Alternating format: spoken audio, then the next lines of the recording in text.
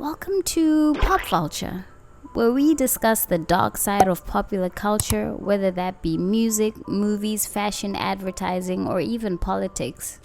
Please remember that the views reflected by Pop Vulture do not reflect the views of YouTube. Today we're talking about an abortion anthem. Yes, abortion anthem. It's pretty disgusting. It's this girl who's basically bragging about having quote-unquote murder on her mind while making her way to the abortion clinic. Yes, this is where we are now. Brace yourself and listen up.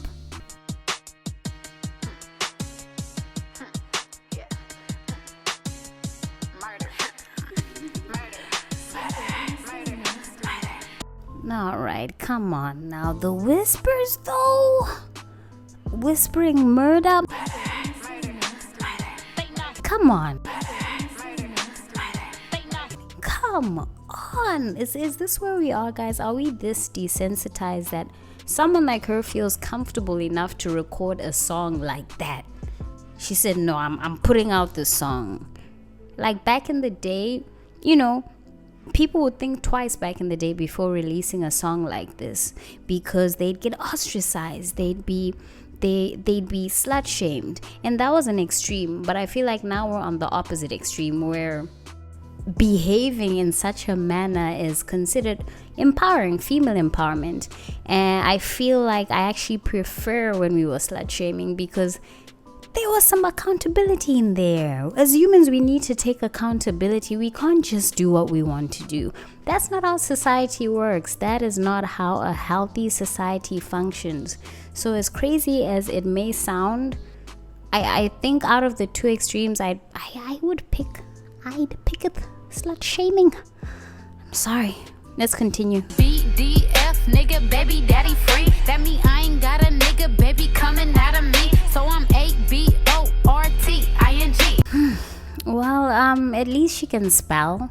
I will give her that. But on a serious note, her spelling it out, almost like a nursery rhyme, not only reminds me of a loss of innocence, which is sad, but it's also worrying because it's catchy. When she spells it out like that, chances are there's a little kid somewhere spelling it out with her, singing it along with her because they heard their mom or their dad play it. Since these days parents don't think about what their children are taking in, whether it's visually or through their ear gate. But yeah, there's a kid somewhere in the world singing those lyrics, and that's just sad.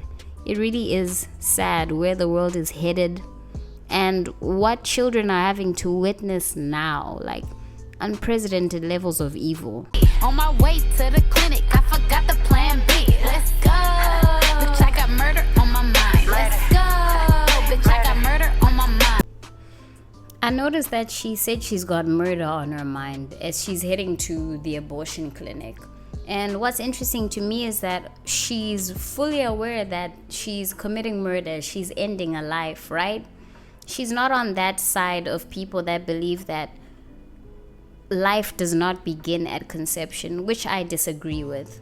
I believe that life begins at conception, and I believe that they've told us otherwise in school and through science because they want to push a much deeper and darker agenda.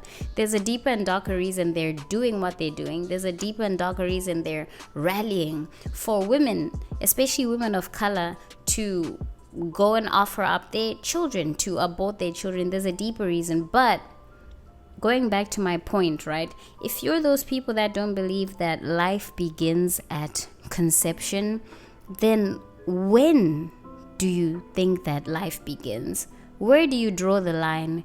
Because according to government.nl, an abortion may only be carried out up to the 24th week of the pregnancy. The 24th week. And some people may say, yeah, 24th week is cool. But why is it that between 18 to 20 weeks you're able to determine the sex of a baby, but in the same breath at 24 weeks you're able to abort that baby? You're able to abort that baby. How is that right?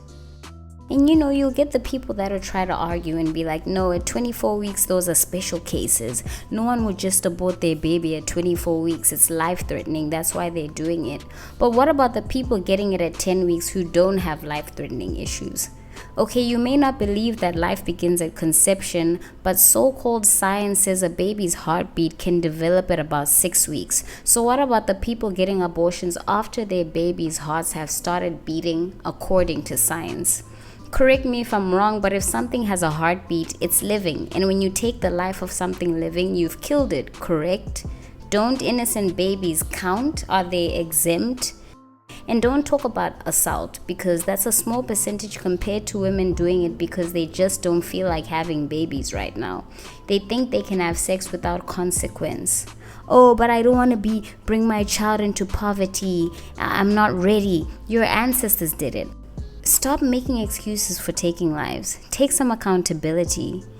It says an abortion may be performed up to the time when the fetus is viable outside the mother's body. So they're saying that when the baby is at a point where it can survive outside of the mother's body, then you cannot abort it. But if it's still at that point where it can't survive outside of a mother's body, then you can abort it. How does that make sense?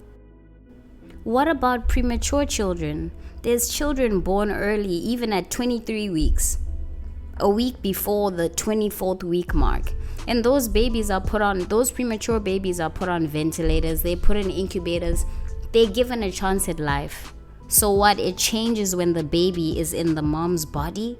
They have less rights? These are living creatures that rely on our better judgment as adults walking on this planet, and we're failing them miserably. On my way to the clinic, I forgot the plan B. Let's go. Okay, I want to understand what this obsession with plan B is. It's exploded. I know it's always been around, but there's been like a focus on it, especially with Meg Thee Stallion with her song, and then this song, and I think there's a few songs that talk about plan B. But what is the obsession? What is the obsession? And have women ever stopped and asked themselves, maybe the reason why women of color especially, once again, maybe the reason why women of color struggle with fertility issues is because of these contraceptions, these morning after pills like Plan B.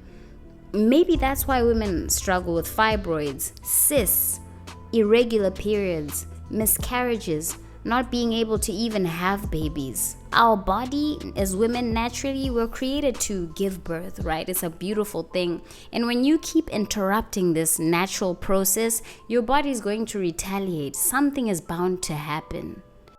But I really do feel like it's about population control, especially when you start reading articles like this article on Wall Street Journal, WSJ.com, and it talks about the black abortion rate, and it mentions how thousands more black babies are aborted than born each year.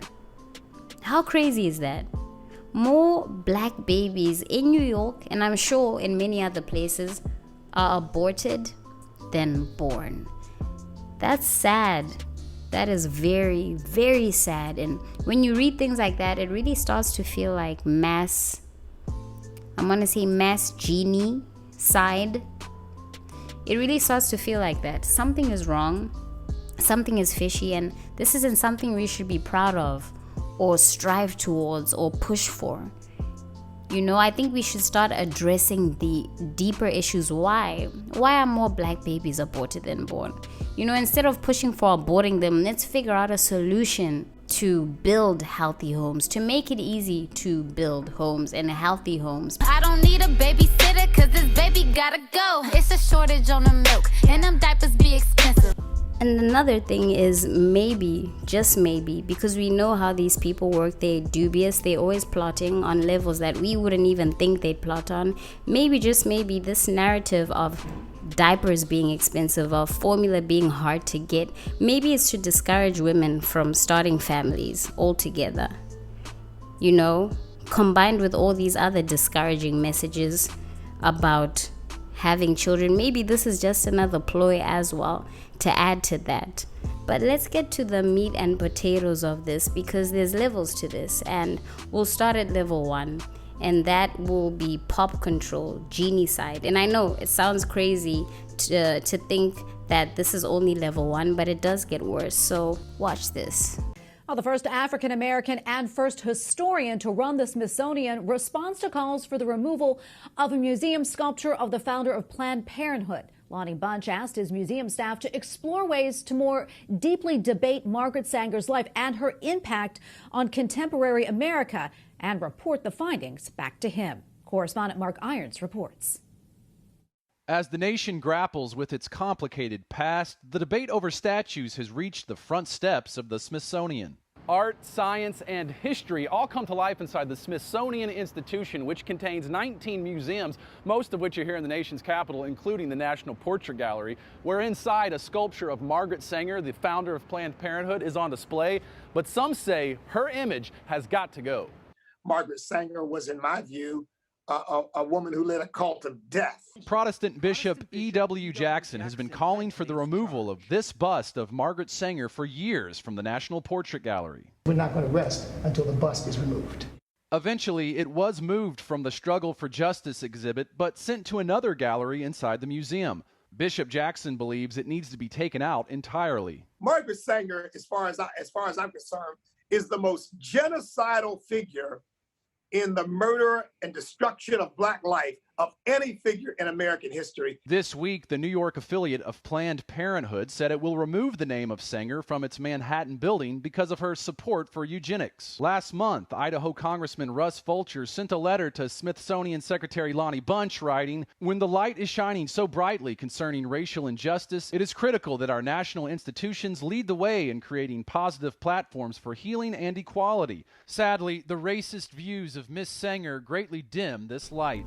Isn't that wild though? Like isn't that crazy? The founder of Planned Parenthood, which is a hit especially among people of color, believed in eugenics, had racist views, and was even believed to be aligned with the KKK. I'm about to go into that, but before I do, for those who don't know, eugenics, according to genome.gov, is the scientifically erroneous and immoral theory of racial improvement and planned breeding, which gained popularity during the early 20th century. Eugenicists worldwide believe that they could perfect human beings and eliminate so-called social ills through genetics and heredity. And eugenicists tend to believe that they can perfect human beings and correct all social ills by eliminating people of color. And that is what Margaret Sanger believed, and it makes sense why she was said to be aligned with the KKK. In fact, in her autobiography, she mentions how she spoke at a KKK rally in 1926, and she said, quote unquote, that she believed that I'd accomplished my purpose. That is what she said. And then in 1939, she wrote a letter to Dr. Clarence Gamble saying how in order to expand their Planned Parenthood efforts, they needed to consult colored ministers. They needed to use the influence of colored ministers in order to make their case. And that still happens now. And it's not only through ministers that abortion is pushed. You know, it might be through Kirk Franklin or Joel Osteen, but it's also through music. Look at Meg Thee Stallion. Look at her song Plan B. Look at this song that I'm talking about right now. Celebrities are puppets and they're being used to destroy society, essentially. But let's get back into it. So Margaret Sanger, a woman who was a eugenicist, aligned with the KKK and believed in eliminating people of color, she was the founder of an organization that's responsible for the elimination of 871 black babies a day. This was in 2015 that this statistic was recorded. 871 black babies were eliminated every day in 2015. You can't tell me this is not an agenda. It really sounds like Margaret Sanger's wishes are being fulfilled, and she's not the only one who wants that. There's a bunch of other people who are nurturing this monster, this beast, and that's including women. As a matter of fact, Mr. Dornan, if I may finish, we have received contributions from people who want to support us because they want all welfare mothers and all black women to stop having children. You heard the former president of Planned Parenthood. She said how they were being paid to stop black women from having children. Doesn't that sound crazy to you? Planned Parenthood founder Margaret Sanger once said the most merciful thing that a family does to one of its infant members is to kill it. Does that sound normal to you? Stop supporting movements and ideologies founded by soulless psychopaths.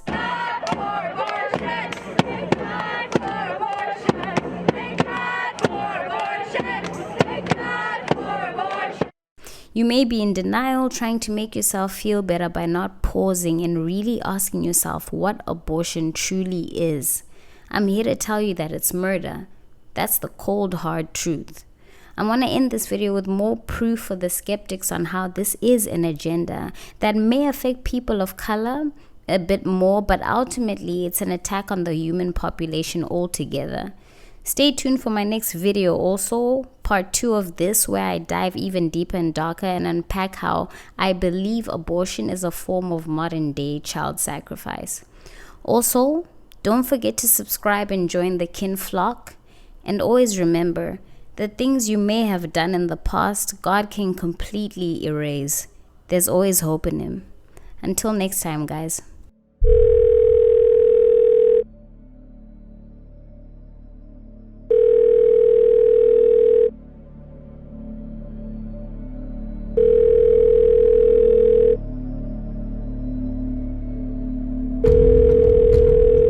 Good afternoon, this is Autumn. Hello, Autumn. I'm interested in making a donation today. Fantastic. What about abortions for the underprivileged minority groups? I want to specify that abortion to help a minority group. Would that be possible? Like the black community, for example? Certainly. Okay. So the abortion could be, I could give money specifically for a black baby. That'd be the purpose. Yeah, absolutely. If you wanted to designate that you wanted your gift to be used to help an African American woman in need, then we would certainly make sure that gift was earmarked specifically for that purpose. Great, because I really face trouble with affirmative action, and I don't want my kids being disadvantaged, against black kids. I just had a baby. I want to put it in his name, so that's definitely possible. Oh, always. And we just think, the less black kids out there, the better. Understandable. All right. Excuse my hesitation. This is the first time I've had a donor call and make this kind of request, so I'm excited, and I want to make sure I don't leave anything out. Hello, this is Irene. Hi, I'm interested in making a donation. I'd like to fund one abortion. Okay. I was wondering if that would be possible. Yes, we can definitely put that. Can I make the donation specifically for a minority group? Like a specific group of color, or like a group of... I want the abortion to be for an African American baby. Okay. And I was wondering if that could be possible. The exact amount we charge right now is $450 for an abortion. Okay, $450. And we can definitely designate it for an African American. Wonderful. If I wanted to help fund multiple abortions, could you also specify that this could be done for a specific group? Great. Well, I'm really excited, because I really face trouble with affirmative action. I don't want my kids to be disadvantaged, against blacks in college, and the less blacks out there, the better. So. Yeah, it's a strange time for sure. Yeah. So, okay. Thank you so much, and you'll be receiving the check in a few days. Hello, this is Sue. May I help you? Hi, Sue. I'm interested in making a donation. great. So would it be possible for me to donate that money specifically for these minority groups so they could have access to abortions? Yes, it would be. Wonderful. And could I specify that abortion be done, or those abortions be done for a particular minority group, or how does that work? If you wish, you can. Okay. So for example, the black community in Tulsa, would it be possible to give the money specifically for that? You sure can. Wonderful. Great. The abortions will be done specifically for the black community abortions. I will mark it in such a way that definitely it will. On a black baby? Yes. Thank you. Great. Okay. So can I give you my credit card number? Yes. Planned Parenthood Administration, this is Lisa. And who am I speaking with now? My name is Lisa Hutton, Lisa Hutton. What's your position? Administrative Assistant. Okay. When I underwrite abortion, does that apply to minorities too? If you specifically wanted to underwrite an abortion for a minority person, you can target it that way. You can specify that that's how you want it spent. Okay, yeah, because there's definitely way too many black people in Ohio, so I'm just trying to do my part. Okay, whatever. Well, blacks especially need abortions too, so that's what I'm trying to do. Well, for whatever reason, we'll accept the money.